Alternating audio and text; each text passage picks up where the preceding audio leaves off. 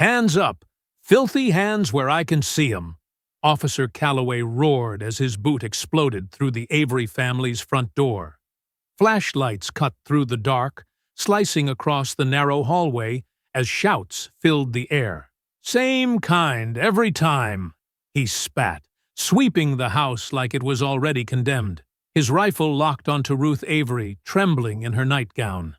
"Please, this is our home," she whispered, voice breaking. The blast swallowed her voice before mercy could reach her. Ruth collapsed beside the couch, blood spreading fast. "Target neutralized," Calloway muttered. Marcus Avery dropped to his knees, pressing her wound and calling 911. None of them knowing the man they'd just ambushed was a former Navy SEAL commander. Before we go any further, comment where in the world you are watching from, and make sure to subscribe, because tomorrow's story is one you don't want to miss. The living room glowed softly in the blue light of the TV. Marcus Avery sat back in his worn leather recliner, his attention drifting between the military documentary and his wife Ruth, who was curled up on the couch nearby. She had her reading glasses perched on her nose, reviewing patient files from her clinic with the dedication that made her such a respected nurse in their community. Their phones buzzed simultaneously. Imani's face appeared on the video call, her bright smile lighting up both screens. "Just checking in on my favorite people before bed," she said. "You should be sleeping, baby girl," Ruth said, but her voice was warm with motherly affection. "Says the woman still doing paperwork at midnight," Imani teased. "Dad, make her go to bed." Marcus chuckled. "You know your mother. Once she starts something, she has to finish it." They chatted about Imani's latest social media campaign and Ruth's difficult cases at the clinic.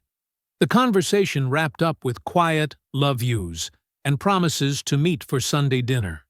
The house settled back into peaceful silence, broken only by the soft voices from the TV and the rustle of Ruth's papers.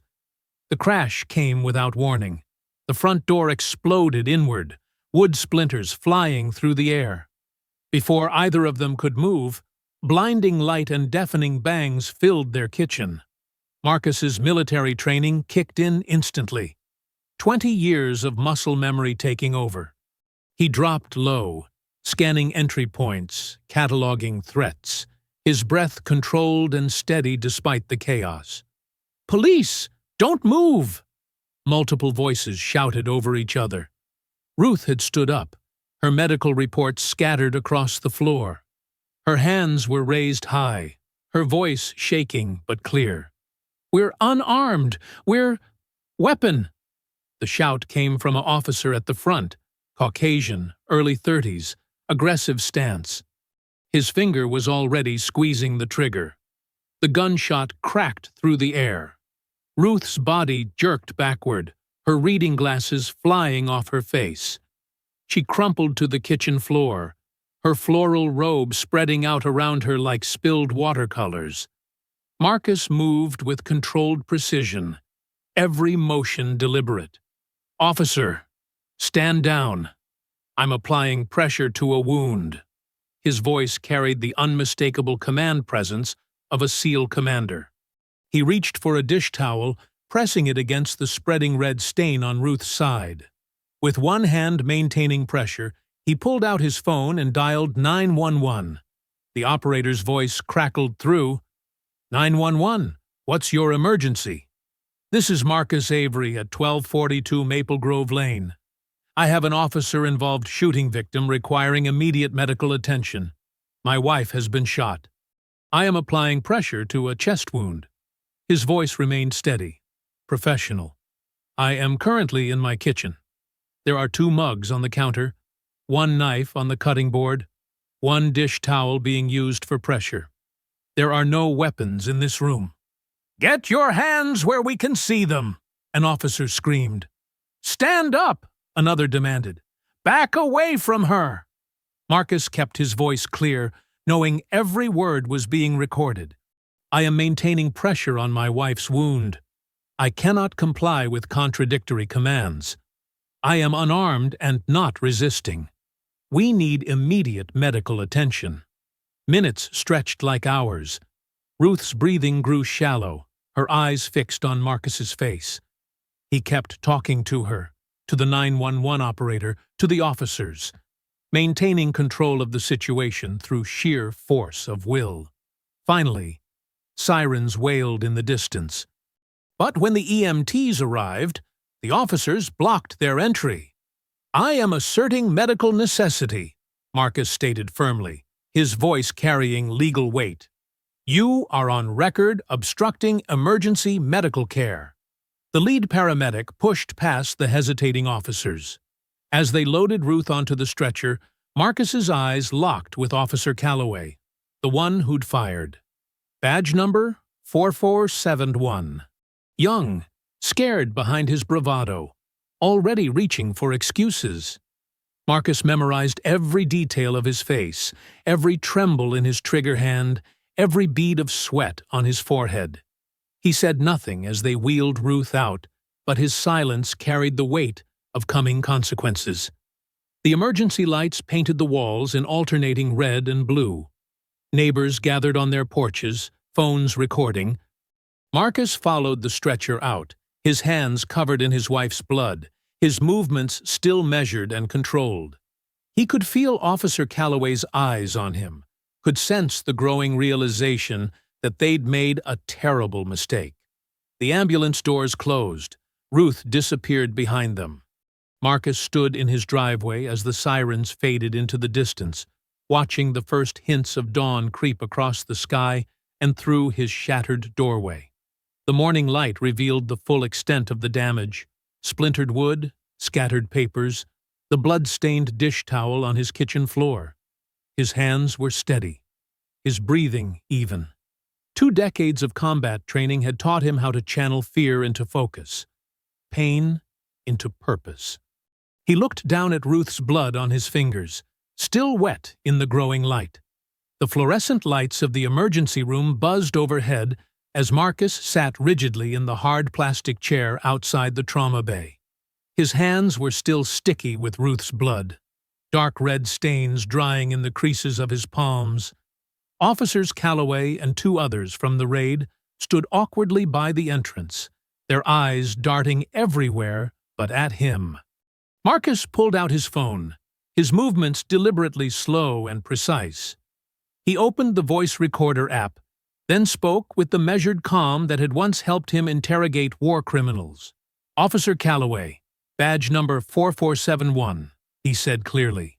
"I'm requesting the names and badge numbers of all officers present during the incident at 1242 Maple Grove Lane." Calloway's jaw tightened.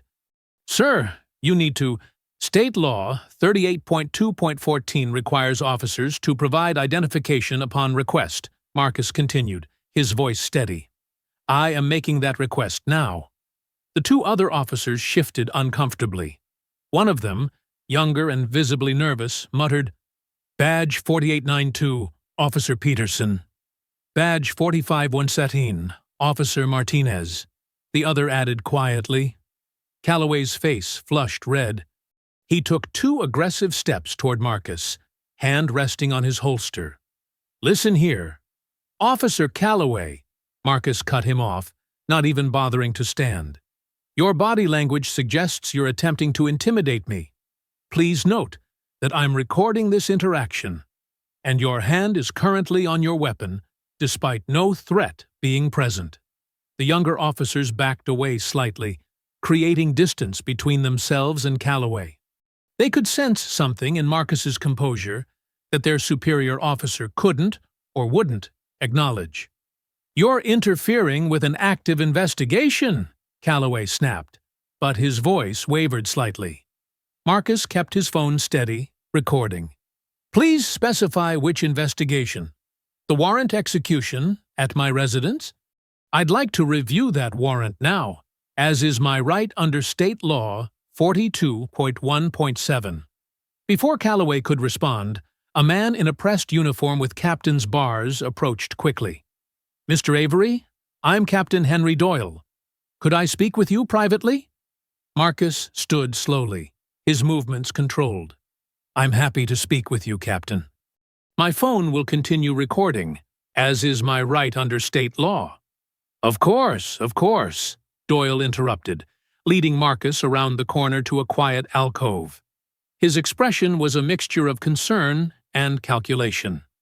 "Mr. Avery, I want to be straight with you. There's been a serious mistake." "A mistake?" Marcus repeated, his voice flat. Doyle lowered his voice further. "Wrong door. The warrant was for 12/24, not 12/42. We'll make it right. Medical bills, repairs, whatever it takes." Marcus studied the captain's face, noting every micro-expression of discomfort. "Make it right how, exactly?" "Chief Halverson would like to meet with you at 9 a.m. to discuss restitution." Doyle wiped sweat from his forehead. "We can handle this professionally, quietly. No need for things to escalate." "Escalate," Marcus echoed, letting the word hang in the air.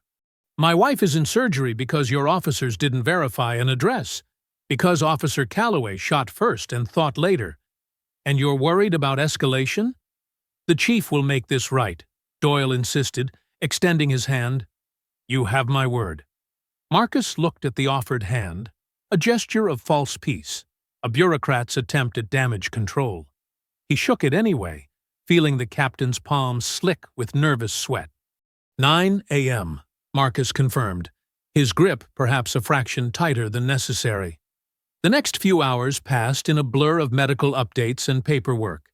Ruth was stable, but critical. The bullet had missed her vital organs, but she'd lost a lot of blood. The surgery would take several more hours. As the sun began to rise, Marcus walked the mile back to his house, his shoes crunching on broken glass from the flashbangs. Police tape fluttered in the morning breeze, yellow barriers marking off his front yard like a crime scene, which, he supposed, it now was. His front door hung crookedly from one hinge, the wood splintered and destroyed. Marcus ducked under the tape and stepped inside, his footsteps echoing in the empty house. The kitchen was a mess of scattered papers and overturned furniture. Ruth's reading glasses lay broken near the refrigerator. The blood stain on the tile floor was still wet, dark red against the cream-colored ceramic. Marcus stood over it, looking down at where his wife had fallen. The dish towel he'd used to try to stop the bleeding lay crumpled nearby, discarded by the crime scene techs who'd photographed everything while he was at the hospital. "You came into a SEAL's house," he whispered to the empty room. "You don't even know what you started." Around him, the morning light streamed through the windows, illuminating dust motes and broken dreams. The coffee maker clicked on automatically, a routine reminder of what should have been a normal morning. Down the street, he could hear his neighbors starting their days, car engines turning over, screen doors slamming. The world was waking up to business as usual, but in Marcus's kitchen, time stood frozen at the moment of that first gunshot. Ruth's half-finished medical reports still lay scattered across the floor, her patients' lives and needs now on hold, just like hers. Her favorite mug sat on the counter, coffee grounds still waiting to be brewed. Marcus returned to the hospital shortly before 8 a.m. His clothes changed, but his resolve hardened by the morning's quiet reflection. The waiting area was nearly empty, just a few nurses changing shifts and an elderly couple dozing in corner chairs. A flat-screen TV mounted high on the wall played morning news at low volume. He settled into a chair with a paper cup of vending machine coffee, his body aching from the night's tension. The coffee's bitter aroma reminded him of Ruth's morning ritual. She always said hospital coffee tasted like warm dishwater, but she'd drink it anyway, determined to find something good in everything. The news anchor's voice suddenly sharpened. "We're going live to a press conference with Police Chief Renee Halverson regarding last night's officer-involved shooting." Marcus's hand tightened on the cup as Chief Halverson appeared on screen, her steel-gray hair perfectly styled, her uniform pressed and gleaming with brass. She stood at a podium outside police headquarters, American and state flags hanging lifeless behind her in the morning stillness. At approximately midnight, she began, her voice crisp and professional. Officers executing a lawful search warrant encountered resistance at a residence on Maple Grove Lane. During the warranted entry, a suspect interfered with officers' duties, creating a chaotic situation that tragically resulted in injury to a civilian. Marcus's jaw clenched. The lie was so smooth, so practiced. He could see how easily it would slip into public consciousness, becoming the official truth. Our officers followed all proper procedures, Halvorsen continued. Body camera footage confirms their professionalism in a volatile situation. The screen cut to edited clips, quick flashes of darkness and shouting. Ruth appeared for a split second, her hands raised but her body turning slightly toward the kitchen counter. The footage cut away before showing the actual shooting. As you can see, Halvorsen's voice continued over the clips, officers maintained control of a dangerous situation. We deeply regret any injury to civilians, but our primary duty is to protect our officers and the public. An elderly nurse watching nearby clicked her tongue in disapproval. That's not how I heard it happened at all, she muttered, glancing at Marcus without recognizing him. The press conference continued, each word carefully chosen to construct a false narrative. There was no mention of wrong addresses, no admission of error. The story had been rewritten while Ruth still lay in surgery. A reporter raised her hand. Chief, sources say the warrant may have been for a different address. Can you comment? That's completely incorrect, Halvorsen replied smoothly. The warrant was properly executed at the intended location. However, I can't comment further on an ongoing internal investigation. Marcus recognized the phrase, ongoing internal investigation, bureaucratic language designed to deflect questions and delay accountability. He'd seen similar tactics in military briefings, words used as shields against truth. His coffee had grown cold, untouched. On screen, Halvorsen was wrapping up, promising full transparency while delivering anything but. The morning sun through the windows cast harsh shadows across the TV screen, making her face appear mask-like and artificial. A young reporter tried one more question. Chief, can you confirm if any weapons were found at the scene? Halvorsen's pause was barely noticeable, but Marcus caught it, a micro-expression of calculation before she answered. That's part of the ongoing investigation. We'll release all relevant details when appropriate. Marcus's phone buzzed in his pocket. A text from an unknown number. This is Tasha Nguyen, Metro Daily Investigative Desk. Don't delete this message. I know what they're hiding. Don't speak to internal affairs. Need to talk securely. He studied the message while on screen. The press conference gave way to commentary. The news anchor's voice became background noise. Chief Halvorsen assuring the public of a thorough internal investigation into this unfortunate incident. Another nurse approached with a clipboard. Mr. Avery? Your wife is out of surgery. The doctor would like to speak with you. Marcus stood, his movements deliberate and controlled. On the TV, they were replaying Halvorsen's statement. A suspect interfered with lawful service of a warrant. The lie played again, echoing in the nearly empty waiting room. Marcus stared at the screen, his expression hardening into something beyond anger. A cold, tactical focus he hadn't felt since his last mission. They had chosen this battlefield, press conferences and public statements, bureaucratic warfare in broad daylight. His phone buzzed again. Another message from Nguyen. I have the unedited body cam footage. They're already scrubbing records.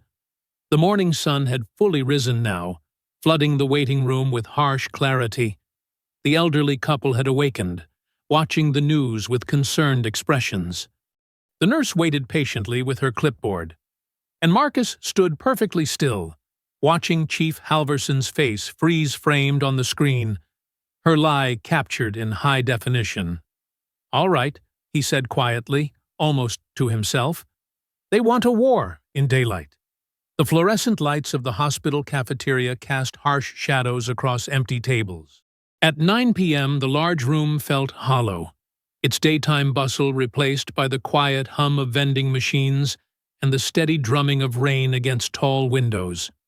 Marcus sat alone at a corner table, his shoulders heavy with exhaustion, watching water stream down the glass in silvery rivers. A woman in a charcoal blazer approached, her laptop bag slung over one shoulder. Tasha Nguyen moved with the careful precision of someone used to watching her back, scanning the room before sliding into the seat across from Marcus. "Thank you for meeting me," she said quietly. Her voice was steady, professional. "I know you've had a hell of a day." Marcus nodded, his eyes sharp despite his fatigue. "You said you had something I needed to see." Tasha glanced around once more before opening her laptop. The screen's glow illuminated their faces in the dim cafeteria. "My source sent this an hour ago. It's from Officer Calloway's body cam footage. The complete version, not the edited clips they showed on TV." She turned the laptop toward Marcus. The image showed his kitchen counter from the previous night, captured in the harsh beam of tactical flashlights. Everything looked exactly as he remembered, except for one detail that made his blood run cold. A black handgun lay on the counter near where Ruth had been standing. Marcus's hands gripped the edge of the table, his knuckles white. When he spoke, his voice trembled with controlled fury. "That gun wasn't there. I described every damn inch of that counter on the 911 call. 2 coffee mugs, 1 dish towel, Ruth's medical charts, no weapons. Nothing else." "I know," Tasha said, her dark eyes intense. "I've heard the 911 recording. You were methodical, precise. Like you knew even then that you'd need proof." "Military training," Marcus said distantly, still staring at the image. "Details matter. Evidence matters." He looked up at her. "Where did you get this?" Tasha lowered her voice further. "I have a contact inside the department. They're troubled by what happened last night, and more troubled by what they've learned since." She pulled out a notepad covered in tight handwriting. The gun wasn't planted by police. It was placed there by a private security consultant working with the city's redevelopment project. Rain lashed against the windows harder, as if emphasizing her words. In the distance, thunder rolled. "The city's pushing a major urban renewal plan," Tasha continued. "New stadium, luxury apartments, complete neighborhood redesign. Your street is in the target zone." She flipped through her notes. "The consultant works for a company called Dorn Protective Solutions. They're partnered with the police department on community safety initiatives." Marcus's expression darkened with recognition. "Silas Dorn." Tasha nodded. "You know him?" "Know of him. Former defense contractor. His company provides tactical support to police departments across 3 states. Marcus's voice was bitter. "They train SWAT teams, consult on high-risk operations. Real mercenary stuff dressed up in corporate language." A late-night custodian pushed a mop bucket past their table. They waited until his footsteps faded before continuing. "My source says Dorn's people have been embedded with local police for months," Tasha explained. "They're helping identify problem properties that might resist the redevelopment plan. Your house was never the real target last night, but clearing your block would certainly help their timeline." Marcus stared at the planted gun in the photo, his tactical mind already assembling pieces. They needed a reason to justify the shooting. A weapon would transform Ruth from victim to threat. His voice was deadly quiet. "They tried to murder my wife twice. Once with bullets, once with lies." "The department's already scrubbing records," Tasha warned. "My source says they're rewriting reports, losing radio logs. By morning, They'll have their official story locked down tight. Lightning flashed outside, briefly illuminating the cafeteria in stark white. Marcus's face was set in lines of iron determination. "Then I'll find the proof myself," he said. "Every falsified document, every edited video, every piece of evidence they tried to bury." He met Tasha's gaze. "You said you have the full body cam footage?" She nodded. "And more. Building permits, zoning changes, private emails between Dorn's company and city officials. But we need absolute verification before we can publish. One mistake, and they'll discredit everything." "I'll get you verification," Marcus promised. "These people think they're trained in covering tracks. But they've never dealt with someone who spent 20 years learning how to hunt threats." His voice carried the quiet certainty of a man who had faced worse odds and prevailed. Tasha began packing up her laptop. "Be careful. Dorn's people play dirty, and they have the department's protection." "So did every enemy I ever faced," Marcus replied. "Didn't help them either." They stood. The meeting concluded. Tasha handed him a burner phone. "Secure line. I'll be in touch." Marcus walked through empty corridors back to the ICU, his footsteps echoing in the late-night quiet. Ruth's room was dim, except for the soft glow of monitors. She lay still, breathing steady but shallow, white bandages stark against her skin. He sat beside her bed, taking her hand gently between his. The heart monitor beeped its steady rhythm, proof of her strength, her refusal to give up. "You hold on, baby," he whispered. "I'll make them tell the truth." The monitor beeped again, as if answering. Outside, the rain continued to fall, washing the city clean for another day of lies and revelations to come. At midnight, Marcus stood before his violated home. The yellow police tape fluttered in the breeze like tattered battle flags. He ducked under it, noting how they hadn't even bothered to secure the splintered door frame. Amateur work. Sloppy. The kind of mistakes that would help him build his case. He moved through the darkness with practiced silence, his black civilian clothes blending with the shadows. 20 years of SEAL operations had taught him how to clear buildings. Now he was using those skills to document the aftermath of violence in his own home. The kitchen first. His tactical flashlight beam swept methodically across the scene. Bloodstains, Ruth's blood, had dried dark on the tile floor. Marcus forced down the surge of anger, channeling it into focus. He photographed everything with his phone. Blood patterns, shell casings they'd missed, impact marks on the walls. "Standard four-man entry team," he muttered, reading the scene like a combat report. 2 through the front, 2 covering the back. Calloway was point man, positioned here. He stood where the shooter had stood, reconstructing the moment. Something white caught his eye beneath the counter. A small evidence tag that had slipped under the baseboard. Marcus crouched, using tweezers from his pocket to carefully extract it.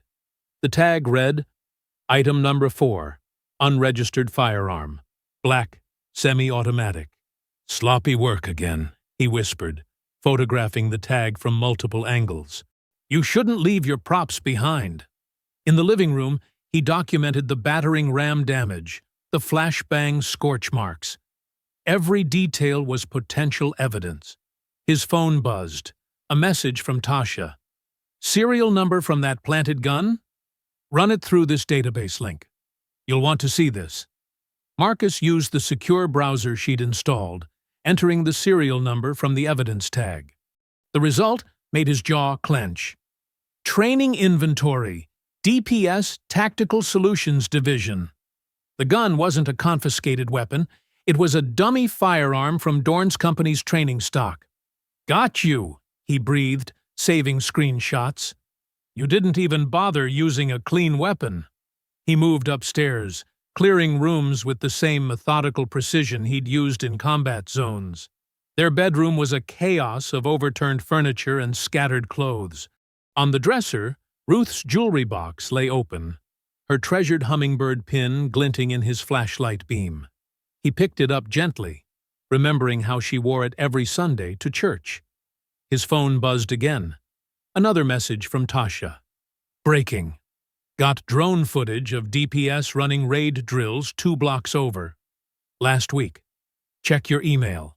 The video showed tactical teams in black gear, practicing breach and clear operations on empty houses. The timestamp was 3 days before Ruth's shooting. But it was the map overlay that made Marcus's blood run cold. The practice raids formed a perfect corridor, a security perimeter for the proposed stadium development, and his house sat right in the middle of the planned route. We weren't the target, he realized, pieces clicking into place. We were an obstacle. They needed to clear this whole block. He kept working, photographing and logging everything. Boot prints in the carpet, bullet holes in the walls, shell casings in the garden where the backup team had stood. Each piece of evidence was carefully documented and tagged with time, date, and GPS coordinates. In his home office, Marcus found more proof of their sloppiness. They'd dropped a radio communication log, complete with timestamps that contradicted the official report.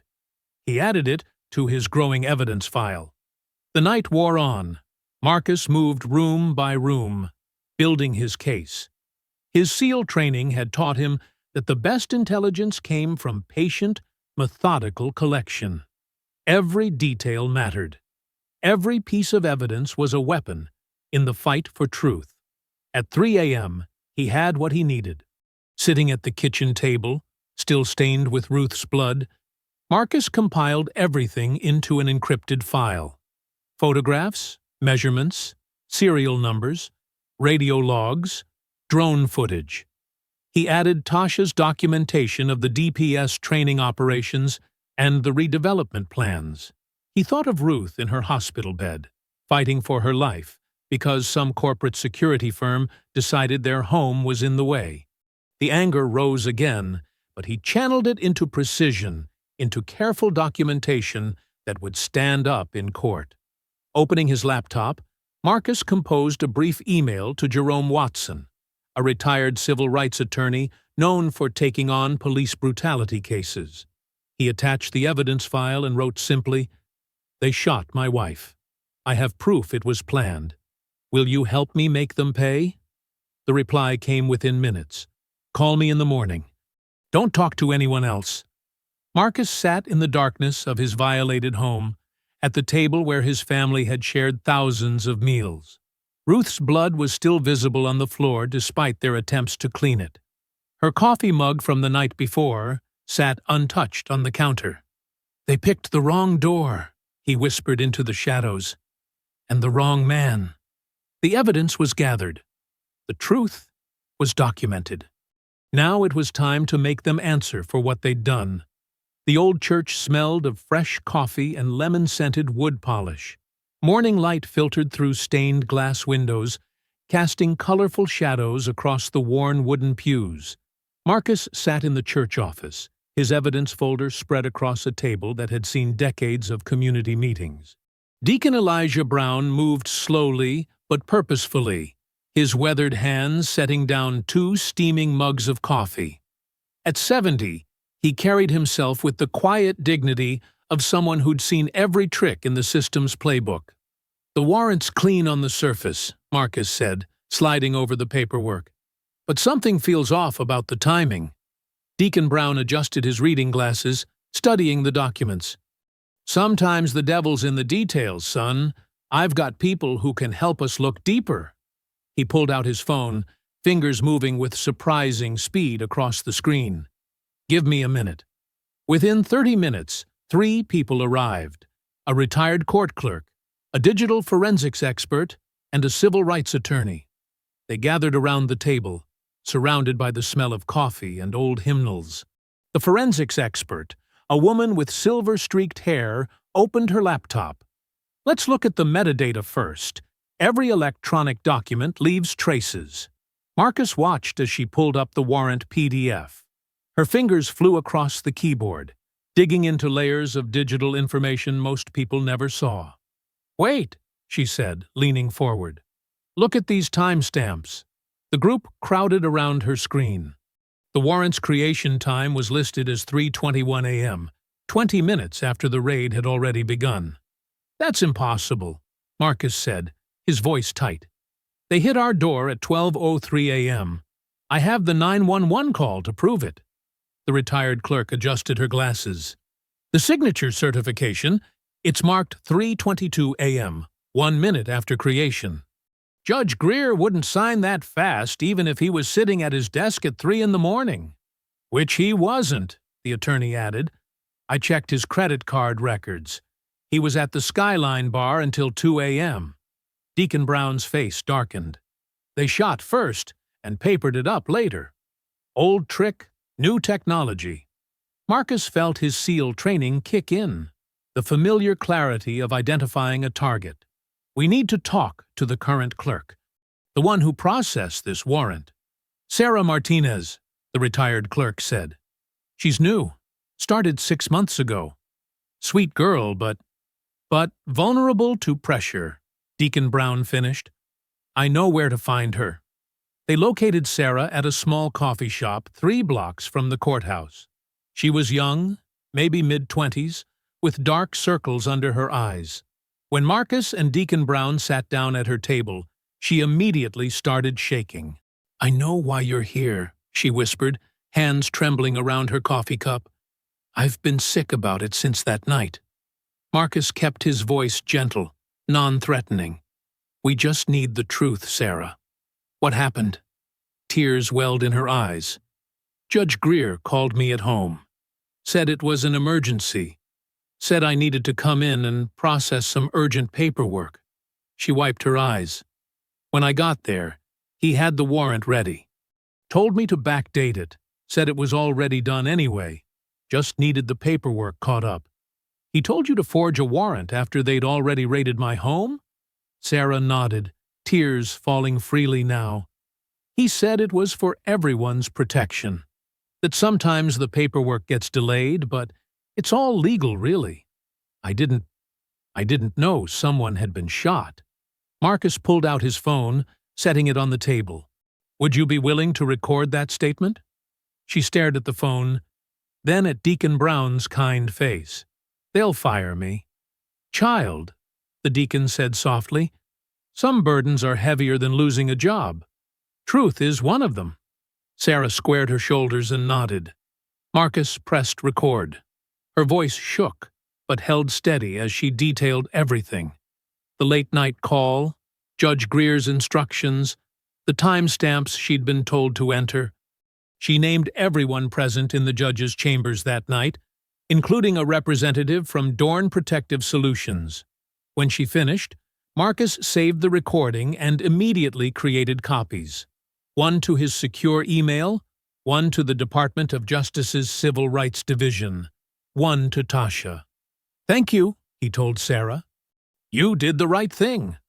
Back at the church, Marcus sat alone in a pew, composing a voice memo to himself. 3:21 a.m., warrant forged post-action. Judge Greer coordinated with Clerk Sarah Martinez to backdate authorization. Dorn representative present during fabrication of documents. He looked up at the stained glass windows, remembering how Ruth loved the way they painted the air with color on Sunday mornings. His phone buzzed, a text from Imani at the hospital. Ruth's vital signs had improved slightly. She was fighting. Thunder rolled outside, promising a storm. Marcus sent the final copies of his evidence and Sarah's confession. Let them try to bury this now. The truth was out there, backed up in multiple places, protected by people who wouldn't back down. Deacon Brown's voice echoed from the office. Marcus, we've got more files to go through if you're ready. Marcus stood, straightening his shoulders. One piece of evidence at a time, they would build their case. The storm was coming, but this time, they'd be ready for it. Sunlight streamed through the hospital blinds, painting thin stripes across Ruth's white sheets. Marcus sat in the same chair he'd barely left for a week, his hand wrapped gently around hers. The steady beeping of monitors had become a familiar rhythm, marking time in this sterile room that smelled of antiseptic and wilting flowers. When Ruth's fingers twitched in his grasp, Marcus almost missed it. Then her eyes fluttered open. Those same warm brown eyes he'd fallen in love with 24 years ago. His heart stopped. "Ruth," he whispered, leaning forward. "Baby, I'm here." She blinked slowly, orienting herself. The breathing tube was still in place, preventing her from speaking, but her eyes fixed on Marcus with perfect clarity. Her free hand moved weakly, gesturing. Marcus grabbed the small whiteboard and marker the nurses had left for this moment. Ruth's hand trembled as she took the marker, but her nursing experience showed in her deliberate movements. Her writing was shaky but legible. Did they say, "Sorry"? Marcus felt rage surge in his chest, hot and familiar. He'd been holding it back for 7 days, channeling it into action instead of anger. But seeing Ruth's first thought be about their accountability, it made him want to tear down the whole department with his bare hands. He swallowed hard, keeping his voice steady. "Not yet, but they will." Ruth's eyes filled with tears. She wrote again. "Our home? We're staying with Deacon Brown for now," Marcus said softly. "The community's rallied around us. Everyone's helping." A light tap at the door interrupted them. Tasha stood there, holding her ever-present notebook and a fresh cup of coffee. Her face lit up seeing Ruth awake. "Mrs. Avery," she said warmly, approaching the bed. "It's so good to see you alert. I'm Tasha Nguyen. I've been helping Marcus gather evidence." Ruth wrote carefully. "Thank you." Tasha pulled up another chair, her expression turning serious. "Marcus, I've got news. My contact at the Justice Department says they're watching this case closely. If we can build enough public pressure, they'll launch a full civil rights investigation." Ruth's hand moved across the whiteboard again. "Tell everyone. Truth matters." Marcus squeezed her hand. "That's exactly what we're going to do." He turned to Tasha. "I want to organize a march. Not angry, not violent, just truth. Witnesses walking in daylight.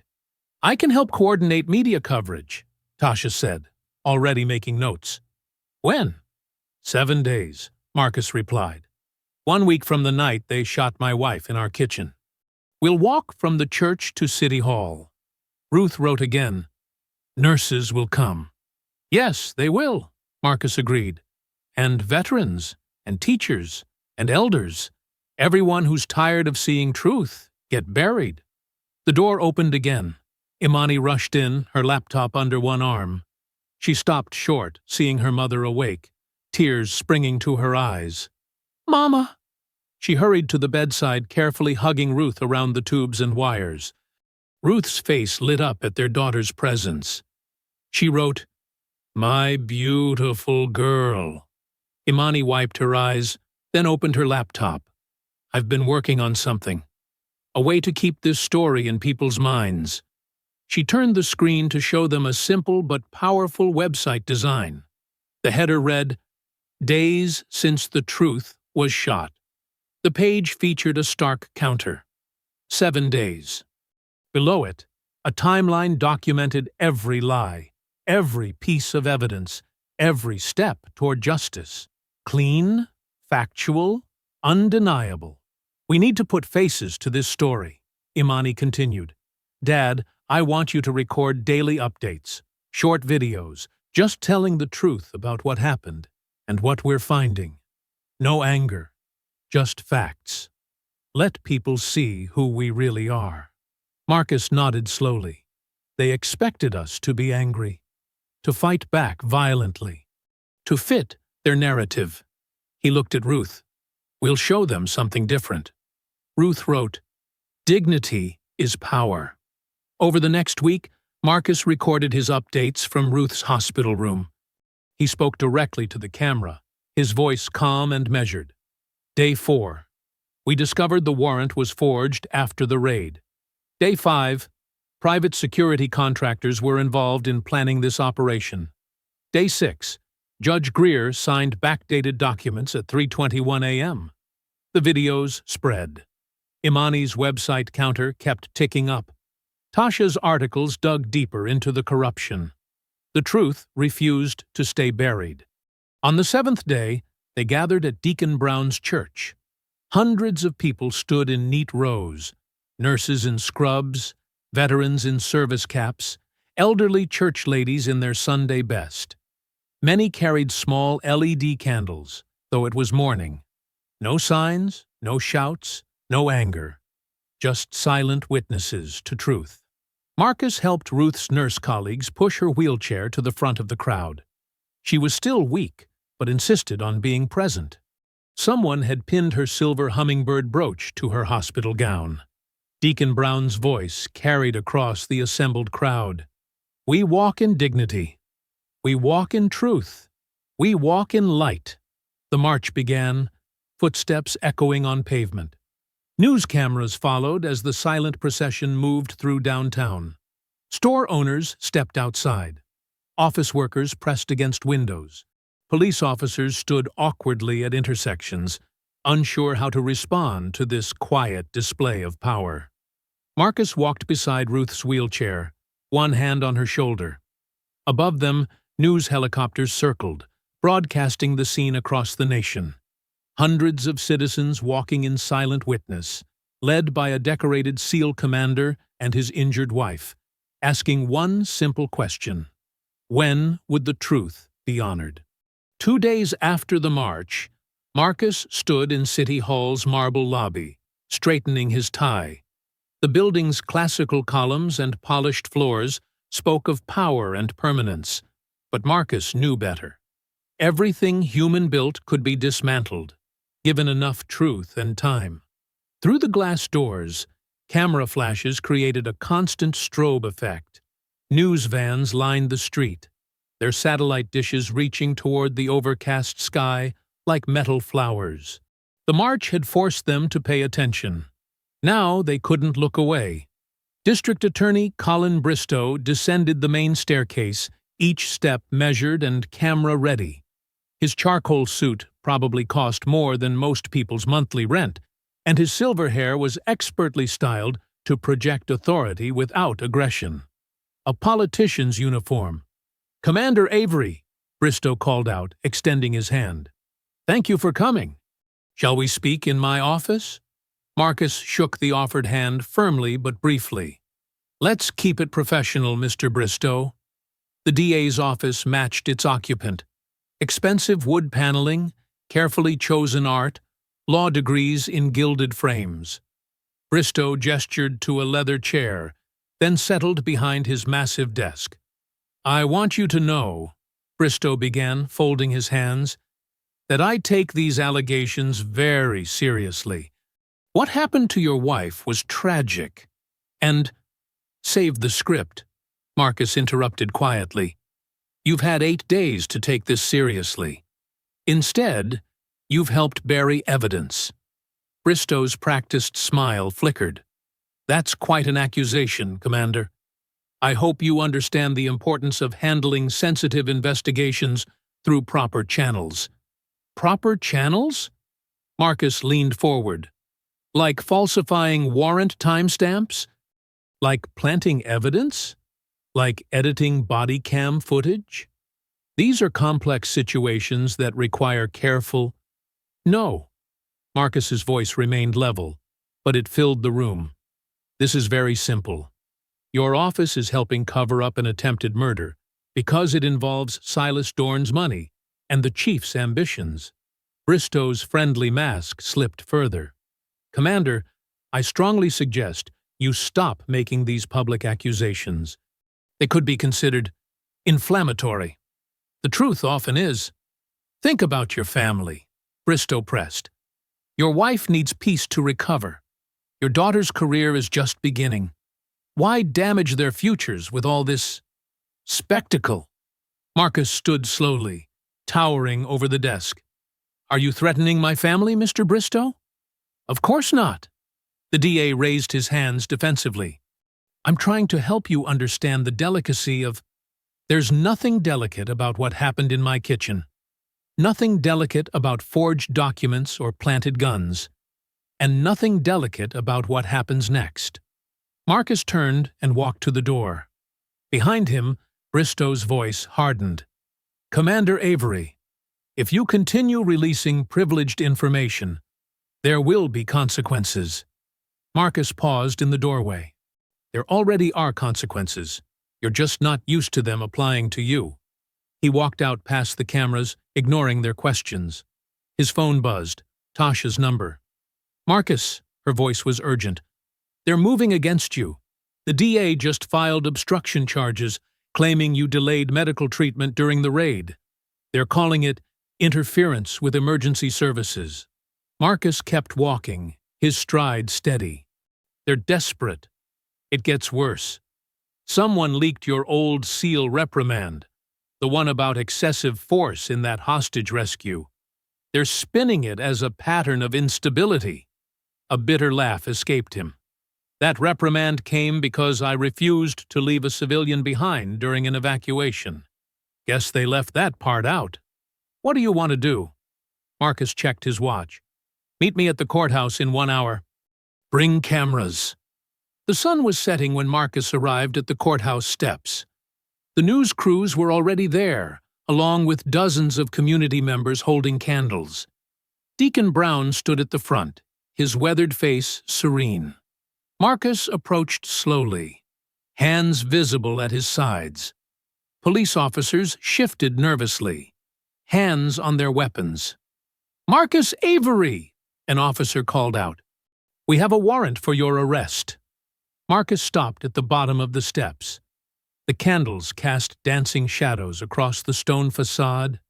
Camera lights created a wall of artificial day. "I know," he said clearly, his voice carrying. "That's why I'm here." He raised his hands slowly above his head, turning in a full circle so every camera could capture the moment. "I'm not resisting," he announced. "I'm reminding you what resisting looks like." The officers approached cautiously, as if expecting a trap. Marcus kept his hands raised, his posture straight and proud. As they cuffed him, he locked eyes with each camera lens in turn. 8 days ago, these same officers shot my wife in our kitchen. They planted evidence. They forged documents. They tried to bury the truth. The handcuffs clicked shut. But truth doesn't stay buried. They led him up the courthouse steps. The crowd of witnesses parted silently, their candles holding back the growing dark. Not a single person shouted or moved to interfere. They simply watched, bearing witness. At the top of the steps, Marcus turned one last time to face the cameras. The cuffs gleamed in the artificial light, but there was no shame in his expression, only quiet certainty. The heavy courthouse doors swung open, and Marcus walked through them with the same dignified bearing he'd shown in combat, in crisis, in every moment since the raid. He was a warrior, but his battlefield was truth. And this arrest wasn't a surrender. It was another step toward victory. Across town, in her dorm room, Imani opened her laptop and began downloading the 911 call audio. Her fingers flew across the keys, determination etched in every line of her face. The night was just beginning. Imani's dorm room glowed with the blue light of multiple screens. Her main monitor displayed video editing software, while her laptop showed the growing social media response to her father's arrest. Her hands trembled slightly as she worked, but her focus never wavered. "Okay, Dad," she whispered, dragging the 911 audio file into position. "Let's show them what really happened." The recording was crystal clear, her father's voice steady and controlled, as chaos erupted around him. She synchronized it perfectly with the body cam footage, creating a split-screen view. On the left, the timestamp and audio waveform. On the right, Officer Calloway's perspective. "Kitchen counter contents," Marcus's voice recited in the recording. 2 coffee mugs, 1 blue, 1 white, 1 dish towel, checkered pattern, 1 wooden cutting board, 1 fruit bowl with 3 apples. Imani added text overlays highlighting each item as her father named it. Then came the critical moment. The body cam showed Calloway turning away for exactly 4.2 seconds. When the camera returned to the counter, a black handgun had appeared. She zoomed in on that sequence, slowed it down, added frame numbers. The evidence was undeniable. The gun materialized between frame 2341 and 2342. "Got you," Imani muttered, her fingers flying across the keyboard as she added the final touches. Property records showing the gun's training inventory number, the timestamp metadata from the forged warrant, and finally, a simple title. What Really Happened: The Avery House Raid. At 11:47 p.m., she hit upload. Within minutes, the view counter started climbing. 100 views, 1,000 views, 10,000 views. By midnight, her phone was buzzing constantly with notifications. Local activists shared it first, then national civil rights accounts. News organizations began requesting permission to broadcast it. Imani opened her social media dashboard, watching the analytics explode. The video was being shared in every state, translated into multiple languages, analyzed frame by independent investigators. 50,000 views, 100,000 views, 500,000 views. Her roommate Jenny burst in around 1 a.m. "Imani, you're trending everywhere, and Avery's counter is the top hashtag." Imani barely looked up from her screens. "Good. Help me track the responses. We need to document everything before they try to take it down." But no takedown came. The truth was moving too fast, spreading too wide. By 2 a.m., major news networks were running segments about the video. Legal experts dissected the evidence. Former law enforcement officials confirmed the irregularities.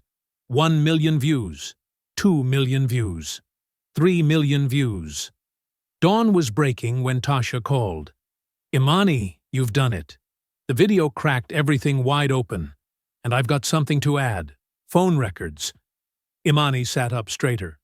"What kind of phone records?" "The kind that show District Attorney Bristow called Silas Dorn 12 times the night of the raid. First call at 11:42 p.m., 20 minutes before they hit your house. Last call at 3:19 a.m., 2 minutes before the warrant was falsified." "Send them to me," Imani said, already clearing space on her second monitor. "I'll create an infographic." The phone records appeared in her inbox moments later. Imani overlaid them with a timeline of the raid, creating a damning visualization of coordination and cover-up. By mid-morning, the video had over 5 million views.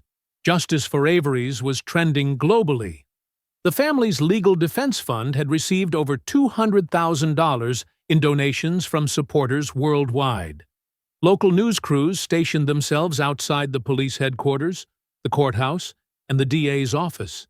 But the most dramatic scene unfolded in the City Hall parking garage. Chief Halverson's black SUV pulled in around 9 a.m.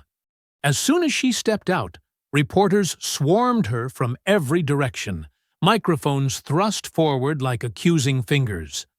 "Chief Halverson, did you know about the planted evidence? Was this coordinated with Dorn Protective Solutions? Why was the warrant falsified? Are you planning to resign?" Halverson's carefully maintained composure cracked. Her face flushed red as she tried to push through the crowd. "No comment!" she shouted, her voice shrill with panic. "I said no comment!" She practically ran to the elevator, but the cameras caught every second of her retreat. When the doors wouldn't close fast enough, she slammed her hand against the button repeatedly, her professional mask completely shattered. In his hospital room, Marcus watched the footage on his phone, Ruth sleeping peacefully beside him. His expression remained calm, but his eyes held a fierce satisfaction. "Truth doesn't need permission," he murmured, reaching over to adjust Ruth's blanket. On the bedside table, Ruth's hummingbird pin caught the morning light, casting tiny rainbows across the white hospital walls. The same light illuminated the growing crowd of supporters gathering outside. their signs and cameras raised toward the truth, like flowers turning toward the sun. Across town, Imani finally allowed herself to lean back in her chair, exhausted but triumphant. Her screen still flickered with activity, new shares, new comments, new allies joining the fight. The video's view count had passed 6 million and showed no signs of slowing down. The truth was unstoppable now, moving through the world at the speed of light, dismantling lies with every click and share. No amount of political power or corporate money could hold it back. The dam had broken, and justice was flooding in. The church basement smelled of old hymnals and coffee.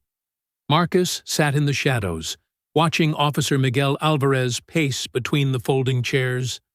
The young officer's hands trembled as he checked his phone for the 5th time. "They'll know I came here," Alvarez said, his voice barely above a whisper. "The Union watches everything."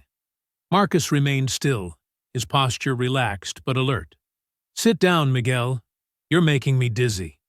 Alvarez collapsed into a metal chair, the legs scraping against concrete. "I should have spoken up that night. When they held back the medics." His voice cracked. "I heard everything on the radio." "What radio?" Marcus leaned forward slightly. "The dispatch logs show silence during those 12 minutes. Alvarez glanced at the basement door, then pulled out his department-issued radio. His fingers moved across the keypad in a precise sequence. A different frequency crackled to life, one that shouldn't exist. "Channel 7 Echo," Alvarez explained. "Encrypted. No logs, no records. They use it for sensitive operations." Marcus's expression remained neutral, but his eyes narrowed. "Show me." Alvarez demonstrated the sequence again, slower this time. "It's not in any manual. They teach it during special team briefings. That night, when your wife was down?" He swallowed hard. "Chief Halverson came on personally. Ordered us to secure the scene before letting medics in. Said we needed time to clarify the narrative." 12 minutes, Marcus said softly. "They let Ruth bleed for 12 minutes while they planted evidence." Alvarez nodded, shame written across his face. "I can prove it. I've been recording the channel since that night. Yesterday, Lieutenant Hayes was talking about the body cams. Said, 'Brass wants cameras off until the story's clean.'" He pulled out a small digital recorder. "It's all here."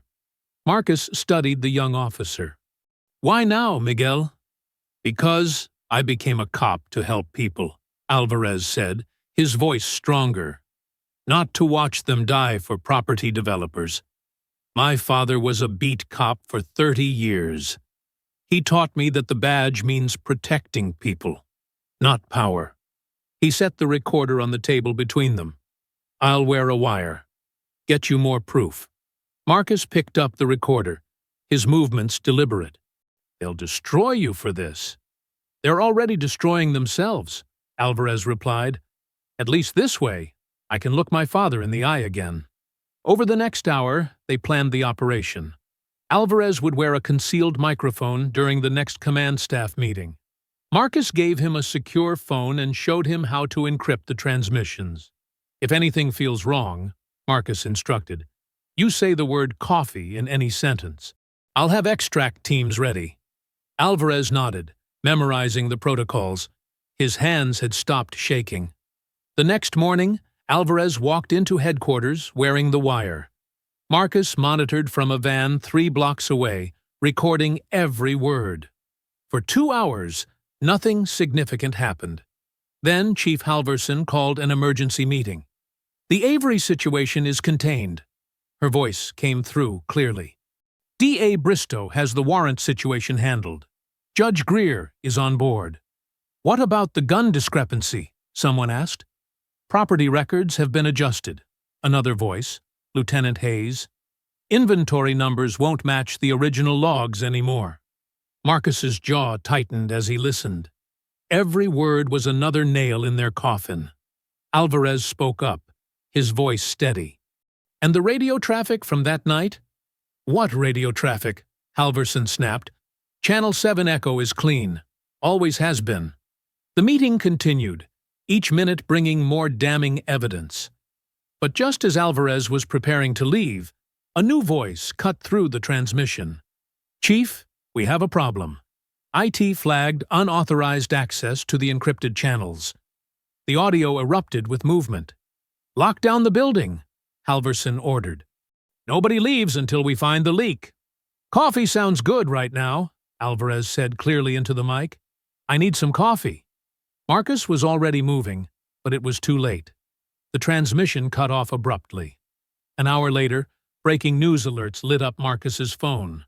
The footage showed Alvarez being led out of the police station in handcuffs, accused of stealing sensitive department data.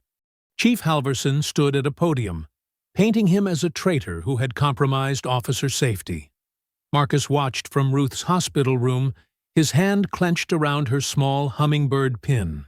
The metal wings dug into his palm as Halverson continued her character assassination. "Officer Alvarez betrayed his oath," she declared. "He compromised ongoing investigations and put his fellow officers at risk. This department has zero tolerance for such violations."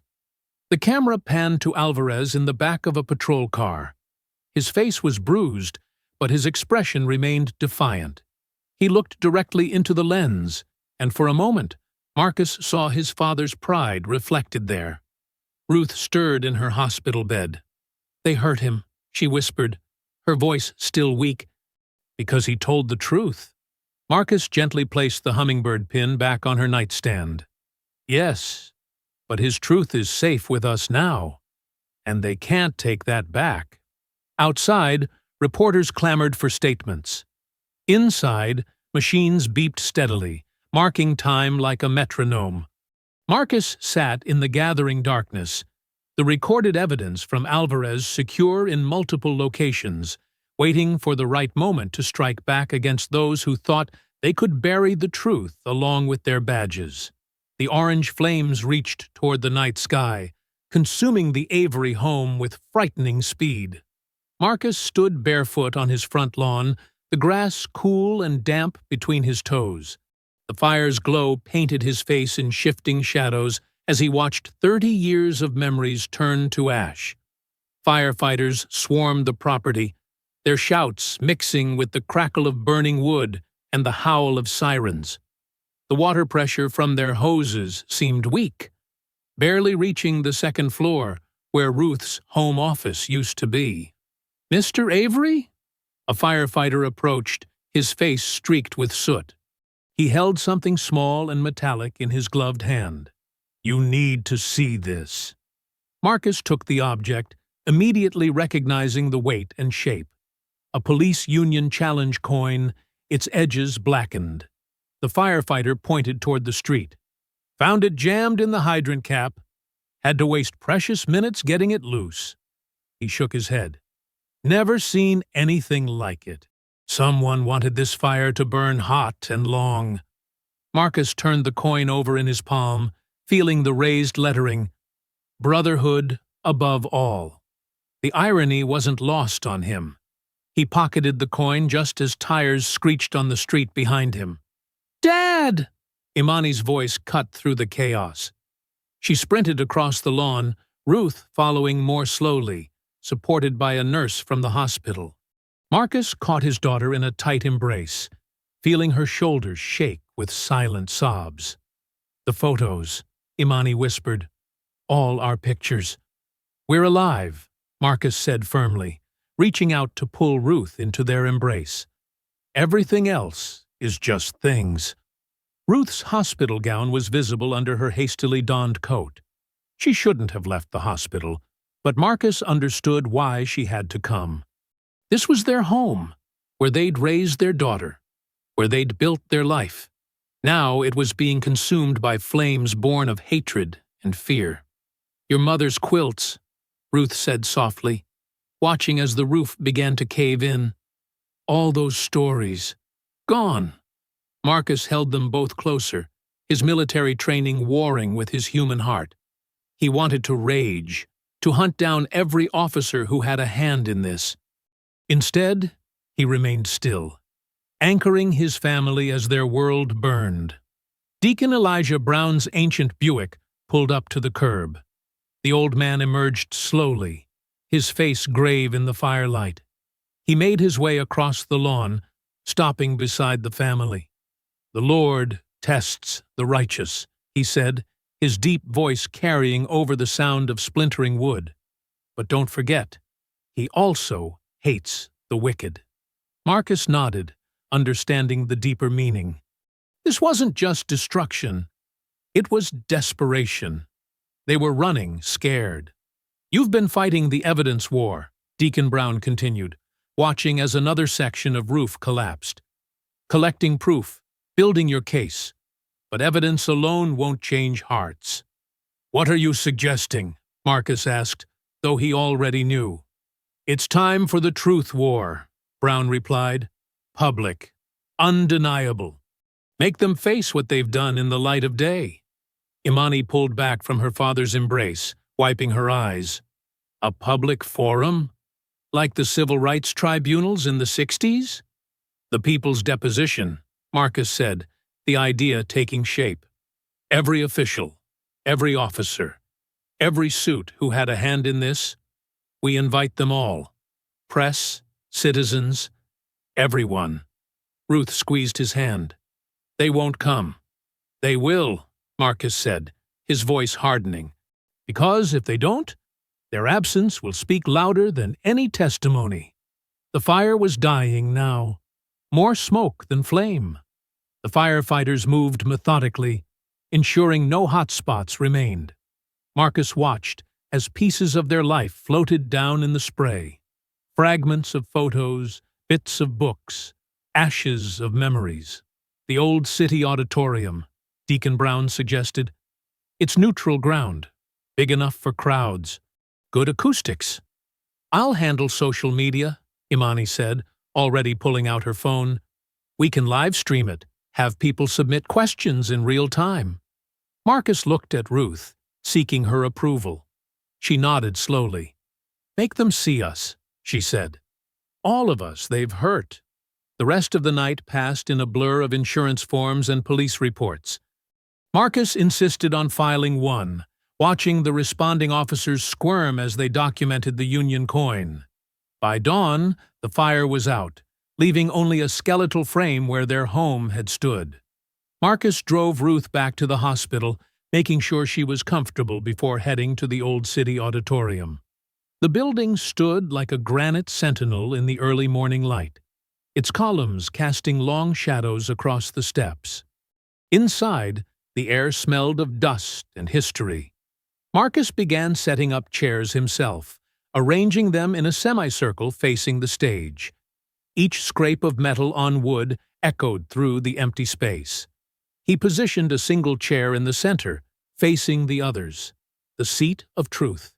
Row by row, he continued his work as sunrise painted the high windows in gold. The task was methodical, almost meditative. Each chair represented a voice that would be heard, a truth that would be told. He thought of Ruth's quilts, how she had stitched stories into every square. This would be their new story, not written in fabric, but in justice.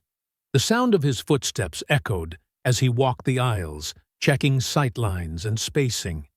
The old building seemed to wake up around him, creaking and settling as if preparing itself for what was to come. Through the doors, he could hear the city coming to life, traffic growing, voices rising, another day beginning. The old city auditorium filled steadily as morning turned to afternoon. Sunlight filtered through tall windows, casting long beams across wooden floors that had seen generations of civic gatherings. The space hummed with quiet determination as community members took their seats.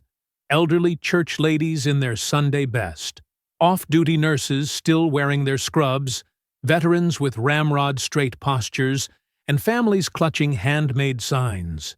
Imani moved purposefully through the aisles, checking connections on the array of tablets and laptops she'd set up for the live stream. Her fingers flew across keyboards, confirming bandwidth and testing camera angles. She'd positioned devices strategically throughout the room, ensuring every testimony would be captured from multiple perspectives. "We're trending already," she called out to Marcus, who stood near the podium reviewing his notes. 3,000 watching the pre-stream, and it's climbing fast. Tasha Nguyen directed her crew with precise gestures, positioning cameras like chess pieces. "Main feed here," she instructed, pointing to the center aisle. "Second unit on the gallery reactions. Third unit, stay mobile. I want to catch every expression when the evidence drops." Her voice carried the steady authority of someone who'd covered enough civic meetings to know when history was about to be made. Marcus adjusted his tie, the same one he'd worn to Ruth's father's funeral. His calm demeanor masked the warrior's alertness that tracked every movement in the room. He noticed the small details, the way the veterans naturally positioned themselves near exits, how the nurses clustered protectively around elderly attendees, the reporters testing their equipment with practiced efficiency. At precisely 2 p.m., Marcus stepped to the podium. The room fell silent save for the soft whir of camera motors and the rustle of notepads. His voice, when it came, filled the space with quiet authority. "Welcome to the people's deposition," he began, his words measured and clear. "We are here today because truth doesn't require permission to be spoken. It only requires courage to be heard." Behind him, a large screen displayed a timeline of the raid, meticulously constructed from body cam footage, 911 recordings, and official documents. Each piece of evidence was time-stamped, sourced, and verified. "At 12:03 a.m. 8 days ago, officers broke down our door without warning," Marcus continued, clicking through images that showed the splintered entrance. "At 12:04 a.m., my wife Ruth Avery, a registered nurse who has served this community for 20 years, was shot while raising her empty hands." The timeline advanced methodically. Marcus's presentation wasn't emotional, it was surgical. He displayed warrant documents with their metadata exposed, showing the timestamp alterations. He played radio transmissions, synchronized with body cam footage, revealing the contradictions in official accounts. From the back of the room, a man in a pressed suit slipped in quietly, taking a seat in the last row. Though he didn't introduce himself, several reporters recognized him as the Department of Justice's regional investigator. He pulled out a small notebook and began taking detailed notes. "This evidence shows 3 distinct violations of department policy," Marcus explained, highlighting sections of the police manual on screen. "But more importantly, it shows a pattern of coordinated deception that began the moment my wife's blood hit our kitchen floor." The audience remained silent, but the tension in the room was palpable. Every new piece of evidence landed like a hammer blow against the wall of official denial. Marcus played the full 911 call, his calm voice from that night listing every item on the counter, proving the planted weapon's late appearance. Imani moved between her stations, monitoring the growing online audience. She leaned close to Marcus during a pause, whispering, "Over 50,000 watching now. Comments are flooding in from across the country." Tasha's mobile camera operator caught sight of something through the window. Police cruisers pulling up outside. The whispers started at the back of the room and rippled forward. Someone had heard that Chief Halverson was on her way, that Officer Calloway was gathering supporters to shut down the meeting. Marcus continued steadily, unmoved by the growing murmurs. He clicked to the next slide, financial records showing payments between Dorn Protective Solutions and the Police Foundation, each one dated just before a major raid. These documents demonstrate a pattern of coordination between private security interests and public law enforcement, he explained. Each operation followed the same template: sudden raids, contested property, and residents who stood in the way of development plans. The tension in the room ratcheted higher as shadows passed across the frosted glass of the entrance doors. The veterans in the crowd subtly shifted positions, moving closer to the aisles. Nurses helped elderly attendees to more protected seats away from the entrance. Tasha's cameras swiveled to cover both the podium and the doors, ready to capture whatever came next. The DOJ investigator sat forward slightly, his pen poised above his notebook. Marcus's voice remained steady as he concluded his current point about the pattern of raids. He was just beginning to address the falsified warrant timestamps when the heavy wooden doors at the rear of the auditorium swung open with deliberate force. To continue, write about the officers entering and Marcus's immediate reaction, maintaining the tense atmosphere and detailed observations. The heavy auditorium doors banged against the walls as Chief Halverson strode in, her face twisted with barely contained rage. Officer Calloway flanked her, along with two other uniformed officers. Their boots echoed against the wooden floor as they marched down the center aisle.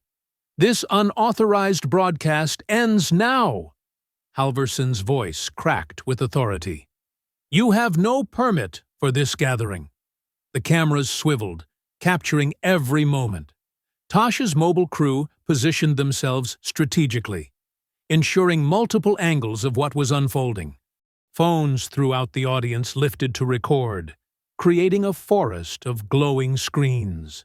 Marcus stood calmly at the podium, one hand resting on the edge. "This is a public building during designated hours. We have every right to be here." Calloway's face reddened as he shouldered past an elderly woman in a floral dress, sending her stumbling into her seat. A collective gasp rose from the crowd. The woman's husband, a Korean War veteran with a weathered face, started to rise, but Marcus's voice cut through the tension. "Stay seated, sir. Let them show who they really are." Halverson reached the front row, her heels clicking against the hardwood. "You're interfering with an ongoing investigation. Shut down those cameras immediately." Instead of complying, Tasha's crew zoomed in tighter. The live stream counter on Imani's laptop showed over 70,000 viewers now watching. Calloway moved with aggressive purpose toward the stage, his hand dropping to his holster. The motion was subtle, but Marcus caught it instantly. The slight shift in weight, the tension in the shoulder that telegraphed intent. Everything slowed down for Marcus. His SEAL training kicked in, muscle memory from countless operations flooding back. He catalogued threats and positions with clinical precision. Calloway, primary threat, 8 feet left. Second officer, baton drawn, 12 feet right, 2 more by the doors. Multiple civilians in the potential line of fire. Calloway's hand wrapped around his gun grip. Marcus moved. He flowed like water, stepping sideways off the podium as Calloway drew. Before the weapon cleared leather, Marcus had closed the distance. His left hand shot out, catching Calloway's wrist and twisting it at precisely the right angle. The crack of breaking bone cut through the gasps of the crowd. The gun clattered to the floor as Calloway howled. The second officer rushed in, baton raised high. Marcus read the telegraphed strike, ducking under the wild swing. He hooked his foot behind the officer's ankle while simultaneously driving his shoulder forward. The combination sent the man sprawling hard onto his back, air rushing from his lungs. Marcus's knee pinned the officer's chest before he could recover, applying just enough pressure to immobilize without injuring. "Stay down," Marcus advised quietly. "You're on camera." Calloway had staggered back, face contorted with pain and rage. His left hand fumbled at his belt, pulling a tactical knife. Steel glinted in the afternoon light streaming through the windows. "I'll kill you!" he snarled, slashing wildly. Marcus moved with the economic precision of someone who had trained for decades. He deflected the knife with his forearm, stepping inside Calloway's guard. The shoulder check that followed was perfectly placed, driving Calloway backward into the podium with bone-jarring force. As Calloway stumbled, Marcus grabbed the microphone cord, wrapping it around the officer's arm with practiced efficiency. One smooth motion rolled Calloway forward, the cord tightening around his bicep. Marcus's arm snaked around Calloway's neck, applying precise pressure to the carotid artery. The knife dropped from nerveless fingers. Marcus held the chokehold just long enough to feel the fight drain out of Calloway's body. He released the pressure before unconsciousness could take hold, letting the officer collapse to his knees, gasping desperately for air. The entire sequence had taken less than 10 seconds. Marcus stood over Calloway, his breathing steady and controlled. Blood trickled from where the knife had nicked his forearm, but his voice remained calm as he looked down at the man who had shot his wife. "That's mercy," he said quietly. "The kind you never gave her." The auditorium was absolutely silent except for Calloway's ragged breathing and the soft whir of camera motors. Every lens in the room was trained on the scene.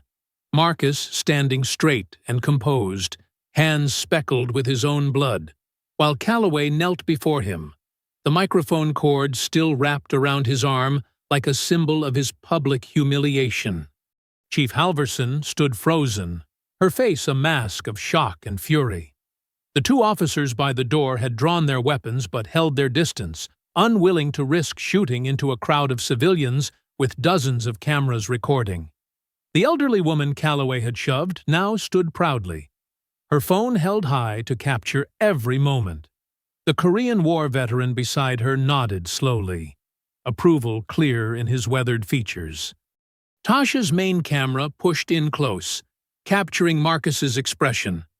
Not anger, not triumph, just the steady resolve of a man who had done what needed to be done. Blood dripped slowly from Marcus's knuckles onto the wooden stage, each drop echoing in the profound silence. The afternoon sun, streaming through the windows, cast his shadow long across the floor, stretching toward the very doors that had been broken down at his home just 8 days before. The heavy doors at the back of the auditorium burst open again. "Federal agents! Everyone stay where you are!" Multiple agents in dark jackets with DOJ emblazoned across their backs streamed into the room, weapons drawn but pointed down. The crowd parted silently, creating a wide aisle. The lead agent, a tall woman with close-cropped gray hair, approached the stage with purposeful strides. Two agents flanked Chief Halverson, while others moved to secure Calloway and the other officers. Marcus remained perfectly still, hands visible at his sides. "Agent Cooper," he said, recognizing the DOJ lead from previous correspondence. "I believe this is what you've been waiting for." He reached slowly into his jacket pocket and withdrew a small flash drive. "Everything's here. Warrant forgeries, falsified timestamps, the private security contract with Dorn Solutions, radio logs ordering medical delays, body cam tampering, all of it." He held it out. "Plus, about 70,000 live witnesses." Agent Cooper took the drive, her expression hard as granite. She spoke into her radio. "Control, this is Cooper. Evidence in hand. Execute all pending warrants." The room crackled with tension as more agents entered, accompanied by U.S. Marshals. They moved with practiced efficiency, securing exits and positions throughout the auditorium. "Chief Renee Halverson," Cooper's voice carried clearly through the hushed space. "You are under arrest for conspiracy against rights, obstruction of justice, and violation of oath of office under color of law." Halverson's face drained of color. "This is ridiculous! I demand to speak to—" "You have the right to remain silent," the agent continued, as another officer began handcuffing the chief. "I suggest you exercise that right." DA Colin Bristow tried to slip toward the exit, but found his path blocked by two marshals. "Colin Bristow, you are under arrest for conspiracy against rights and obstruction of justice." The side door opened, and more agents led in a struggling Silas Dorn in handcuffs. His expensive suit was wrinkled, his usual polished demeanor shattered. "This is an outrage! Do you know who I am?" a private security contractor who conspired with law enforcement to violate constitutional rights, Cooper replied coldly. Among other charges we'll be adding. Judge Greer was led in next, his robes gone, looking small and old in a rumpled dress shirt. He didn't resist as agents cuffed him. Officer Calloway, still on his knees, was hauled to his feet and formally arrested. The microphone cord fell away from his arm like a shed snake skin. Deacon Brown stood slowly, his voice carrying through the sudden silence. Brothers and sisters, let us remind them of the law they swore to uphold. He pulled a small copy of the Constitution from his pocket. Other elders throughout the crowd did the same, creating a corridor of voices as the arrested officials were led out. We, the people of the United States, in order to form a more perfect union, establish justice. The words echoed from dozens of throats as Halverson was led past, her head bowed. Ensure domestic tranquility. Provide for the common defense. Bristow walked through next, unable to meet the eyes of his former constituents. Promote the general welfare and secure the blessings of liberty. Dorn tried to turn away from the cameras, but there was nowhere to hide. To ourselves and our posterity. Judge Greer shuffled through, aged decades in moments. Do ordain and establish this Constitution for the United States of America. Calloway was the last, his broken wrist secured in cuffs, forced to walk the gauntlet of truth. Tasha's cameras captured every moment. Imani's live stream counter showed over 200,000 viewers now. Phones recorded from every angle as justice materialized in real time. The crowd began to react as the reality sank in. Several elderly women dabbed at tears. Veterans stood at attention, backs straight with pride. Young activists hugged each other, some sobbing with relief. Ruth appeared at the back of the auditorium, supported by a nurse from her hospital floor. She wore a hospital gown under a robe. An IV pole rolled beside her. The crowd parted again, making way as she walked slowly toward the stage. Marcus jumped down to meet her, gently lifting her up the stairs despite her weak protests. Imani rushed to join them, wrapping her arms around both parents. The family stood together on the stage where minutes before, violence had erupted. Now peace settled over them like a warm blanket. Ruth touched Marcus's bloodied knuckles gently with her good hand. They kicked in our door, Marcus whispered, holding his wife and daughter close. We opened theirs. The afternoon sun streamed through the high windows, casting long rays across the historic auditorium. They illuminated the empty podium, the scattered chairs, the discarded microphone cord, and the small family standing in its light, finally whole again. Agent Cooper spoke quietly into her radio. Control. Suspects secured. Justice served. The words echoed slightly in the old building, a final punctuation to 8 days that had started with a splintered door in the night, and ended with truth breaking through every barrier they'd tried to build around it.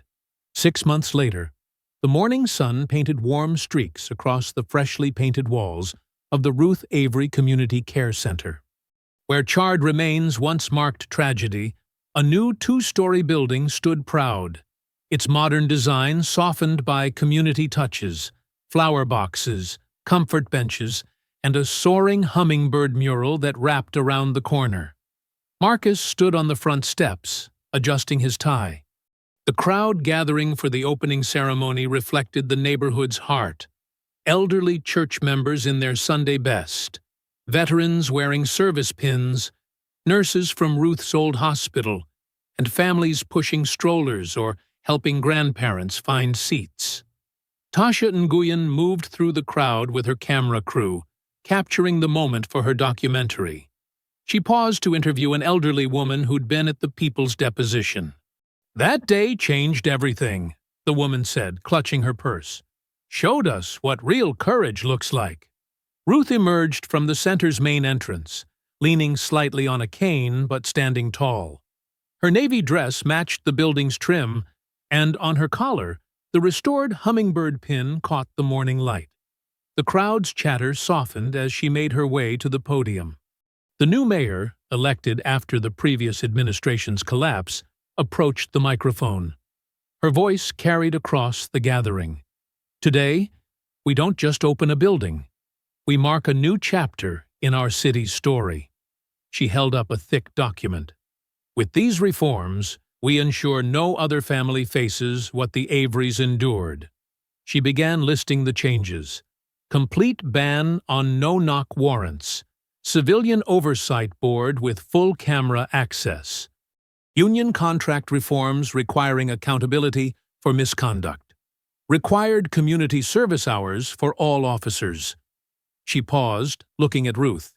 And mandatory de-escalation training led by healthcare professionals. Officer Miguel Alvarez, recently cleared of all charges, stood near the back in civilian clothes. He'd been the first to volunteer at the clinic, wanting to rebuild trust through service rather than force. Some of his fellow officers, who'd also chosen to speak truth, had joined him, forming a small but growing group committed to real change. Imani, now running the center's social media and community outreach, guided elderly residents to shaded seats. Her phone buzzed constantly with messages from other cities requesting guidance on similar reforms. The Avery model was spreading, turning tragedy into transformation across the country. Deacon Brown led a short prayer, his voice strong despite his years. "Let this place heal bodies and souls," he intoned. "Let it stand as proof that justice, though delayed, cannot be denied when good people stand together." Ruth approached the ribbon, scissors ready. Marcus stood beside her, one hand gentle on her back. The morning breeze carried the scent of fresh paint and new beginnings. With a clean snip, the ribbon fell, and applause rolled across the crowd like thunder. Inside, the center hummed with purpose. The main floor housed medical exam rooms, a pharmacy, and mental health offices. Upstairs, classrooms waited for Marcus's civic courage seminars, where he taught veterans and community elders how to organize, document, and demand accountability without violence. Tasha moved through the rooms, filming. Her documentary, Command Under Fire, was nearly complete. The story of how precision and patience had overcome brutal force. She captured shots of the waiting room walls, where framed news articles told the story. Justice Department arrests police leadership. Reform bill passes unanimously. Community center rises from ashes. Children from the neighborhood had painted small hummingbirds on tiles, which lined the hallways at kid height. Each one carried a message of hope. Peace lives here. Truth heals. Our door is open. Ruth led tours through the afternoon, showing visitors the free clinic spaces, the community meeting rooms, the garden being planted out back. Her medical colleagues had volunteered their services, creating a rotating schedule to ensure care would always be available. The crowd thinned as evening approached. Families headed home, elderly visitors were helped to cars, and the catering team packed up the last of the celebration food. Soft sunset light filtered through the west windows, making the hallways glow. Marcus watched Officer Alvarez helping an elderly man navigate the new automatic doors. The young officer's face showed peace, the kind that comes from choosing right over easy. He'd lost his badge, but found his conscience, and his example had inspired others to speak up. Tasha filmed one final interview with Ruth in the garden. The hummingbird pin sparkled as Ruth spoke about resilience, about how communities heal by caring for each other. Behind her, the mural's colors deepened in the fading light. As dusk settled, Marcus began his final rounds. He checked each room, making sure everything was secure for the night. The building seemed to breathe with possibility. every space designed to welcome, to heal, to teach. Ruth waited by the main entrance, watching him work. The last rays of sunlight caught the brass door handle, making it glow like amber. Marcus joined her, their fingers intertwining naturally. "This door stays open," he whispered. Ruth smiled softly, her hand covering his. Above them, the hummingbird mural caught the day's final light, its wings spread wide in eternal flight. I hope you enjoyed that story. Please share it with your friends and subscribe so that you do not miss out on the next one. In the meantime, I have handpicked 2 stories for you that I think you will enjoy. Have a great day.